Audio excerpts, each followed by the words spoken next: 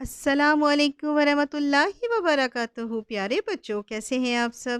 میری اللہ سبحانہ و تعالیٰ سے یہ دعا ہے کہ اللہ تعالیٰ آپ کو ہمیشہ ہنستا اور مسکراتا رکھے، آمین۔ پیارے بچوں، آج میں آپ کو اسلام ہمارا دین کے بارے میں بتاؤں گی، اور اس کے ساتھ ساتھ ایک سچا واقعہ جو ابو محذورہ کے نام سے جانا پہچانا جاتا ہے، اس واقعے کے بارے میں بتاؤں گی۔ پیارے بچوں، اللہ سبحانہ و تعالیٰ قرآن پاک کی سورہ الزمر میں فرماتے ہیں، اب کیا وہ شخص جس کا سینہ اللہ نے اسلام کے لیے کھول دیا، وہ اپنے رب کی طرف ایک روشنی پہ چل رہا ہے، اس شخص کی طرح ہو سکتا ہے جس نے ان باتوں سے کوئی سبق نہ لیا ہو؟ پیارے بچوں، الحمدللہ ہم مسلمان ہیں، ہمارا دین اسلام ہے۔ پیارے بچوں، اسلام کی معنی اللہ تعالیٰ کے احکام کو دل و جان سے مان لینا، اور ہمارے پیارے نبی کریم صلی اللہ علیہ وآلہ وسلم کی اسوہ حسنہ پر عمل کرنا، یعنی کہ زندگی کو ایسے گزارنا جس طرح آپ صلی اللہ علیہ وسلم نے گزاری۔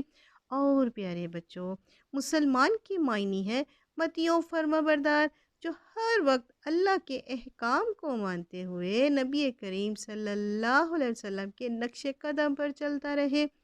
پیارے بچوں، زندگی اس دین پر گزارنا اور اللہ سے اسی دین پر مرنے کی توفیق طلب کرنا، آخرت میں ہمیشہ ہمیشہ کی زندگی اور اللہ تعالیٰ کے جنت کی خوشخبری ہے۔ پیارے بچوں، اللہ تعالیٰ کی حضور اس طرح دعا مانگو جس طرح اللہ سبحانہ و تعالیٰ نے سورہ یوسف میں فرمایا ہے، اے زمین و آسمان کے بنانے والے پروردگار، تو ہی دنیا اور آخرت میں میرا نگہبان اور سرپرست ہے، میرا خاتمہ اسلام پر کر اور نیکیوں میں ملا دے۔ پیارے بچوں، چلے میں آپ کو اب خوش نصیب شخص کا واقعہ سناتی ہوں جو تاریخ اسلام میں ابو محذورہ کے نام سے جانا پہچانا جاتا ہے۔ پیارے بچوں، ابو محذورہ اپنے ہم عمر بچوں کے ساتھ مکہ کے قریب بکریاں چرایا کرتے تھے۔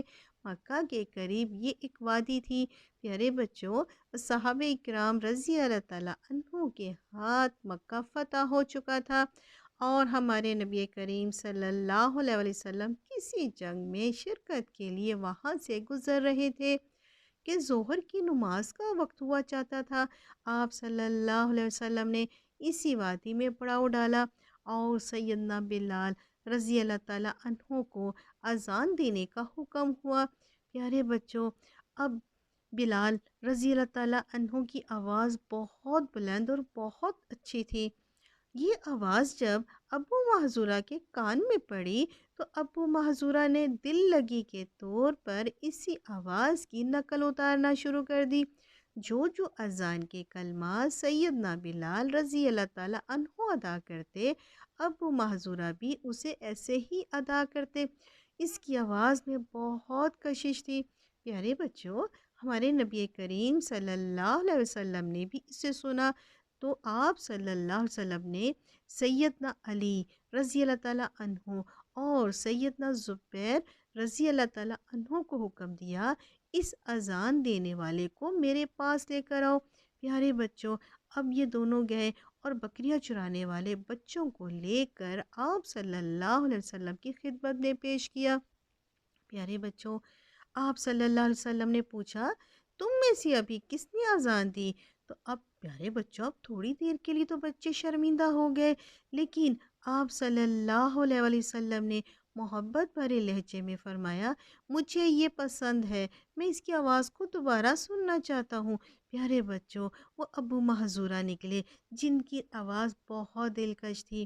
پیارے بچوں، اب آپ صلی اللہ علیہ وسلم نے ابو محذورہ کی طرف دست شفقت بڑھایا اور اس کے لیے اس طرح دعا کی کہ اے اللہ، اس سے برکت عطا فرما اور اسے اسلام کا سینہ منور فرما۔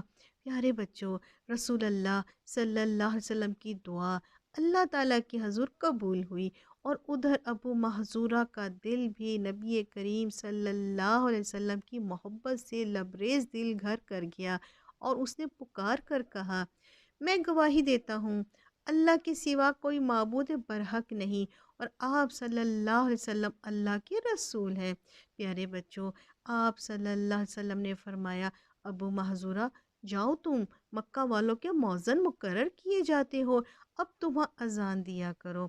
پیارے بچوں، ابو محظورہ کتنے خوش قسمت تھے جن کے سر پر نبی کریم صلی اللہ علیہ وسلم نے دست شفقت رکھا اور اللہ نے انہیں اسلام کی نعمت سے نوازا۔ پیارے بچوں، کہا جاتا ہے کہ ابو محظورہ اور ان کی اولاد کم و بیش 300 سال تک مکہ مکرمہ میں بطور مؤذن اذان دینے کی خدمت انجام دیتی رہی۔ پیارے بچوں، اللہ تعالیٰ نے ہمیں اللہ تعالیٰ ہمیں بھی ان نیک لوگوں میں شامل کرے، آمین۔ ملیں گے نئی ویڈیو کے ساتھ، جب تک اللہ حافظ۔